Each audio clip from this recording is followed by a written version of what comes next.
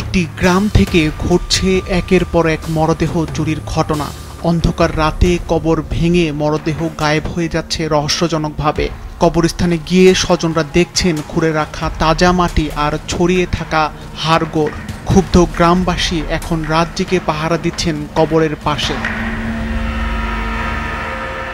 ঘটনা সিরাজগঞ্জের উল্লাপাড়া উপজেলার কয়রা গ্রামের।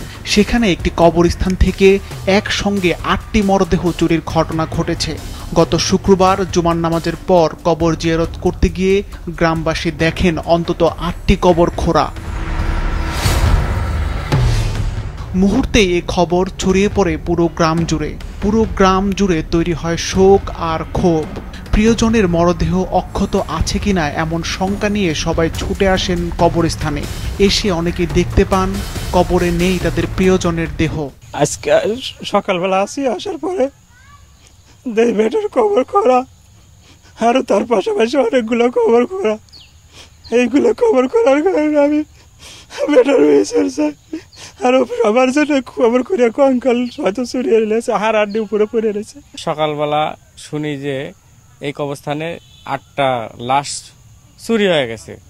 আমি আবার বিশ্বাস না করে এখন নিজ চোখে দেখতে আসছি আসলে যে ঘটনাটা সত্যি। ঘটনাস্থল পরিদর্শন শেষে পুলিশ বলছে জড়িতদের বিরুদ্ধে দ্রুত ব্যবস্থা নেওয়া হবে।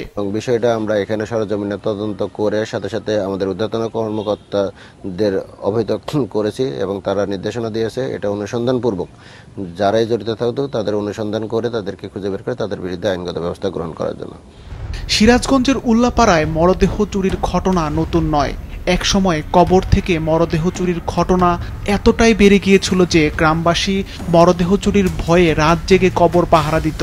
তবে ২০২১ সালের পর মরদেহ চুরির ঘটনা বন্ধ হলেও সাম্প্রতিক ঘটনাকে ঘিরে আবারও নতুন করে ভয় আর ক্ষোভে ফুঁসে উঠেছেন এলাকাবাসী।